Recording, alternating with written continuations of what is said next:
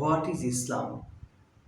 Islam is the religion chosen by Allah for all mankind.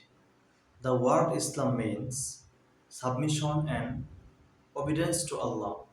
A Muslim is a person who believes in one Allah, follows his commands, and accepts Prophet Muhammad sallallahu alaihi wasallam as the last and final messenger.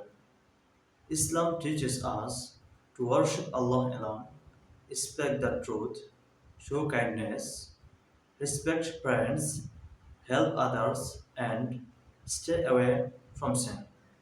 The Holy Quran is the main source of guidance for Muslims.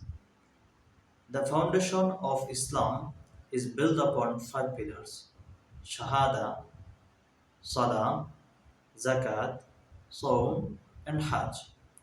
Islam is a complete way of life that brings peace, mercy, and success in this world and the hereafter.